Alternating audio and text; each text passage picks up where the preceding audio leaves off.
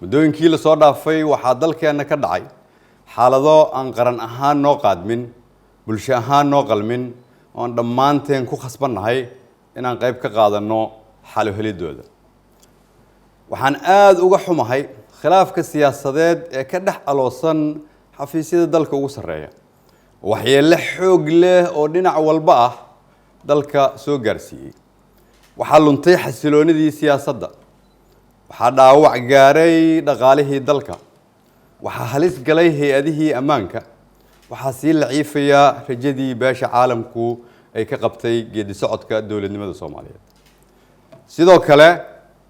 wuxuu khilaafku saameyn ku yeeshay habsami socodka doorashooyinka waxaana shaki ku jirin in haddii khilaafka cidi ka macaashtay ay tahay kooxaha argagixisada ah ee ku howlan daadinta dhiigga iyo hoos u dhigidda sharafta Soomaaliyeed sidaas daraaddeed waxaan ku baaqayaa in sida ugu dhaqsaha badan khilaafka loo soo afjaro si dalka looga badbaadiyo xaaladaha qalafsan ee hadda taagan Soomaaliya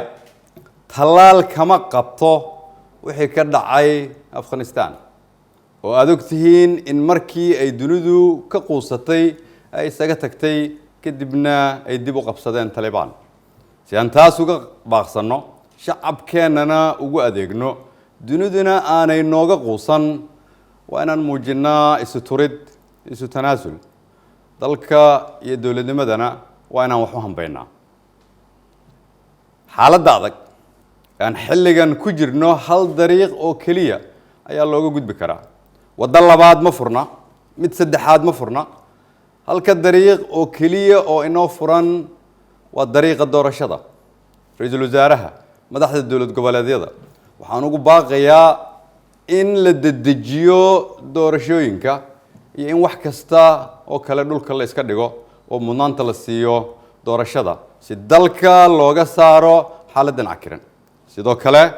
guddiyada loo igmaday doorashooyinka waxaan ugu baaqayaa inay shaqadooda u dedejiyaan si hufan beesha caalamka waxaan ugu baaqayaa inay la garab istaagaan ra'iisul wasaaraha iyo madaxda dowlad goboleedyada iyo guddiyada doorashooyinka dhaqaalaha aan looga maarmin hirgelinta doorashooyinka dalka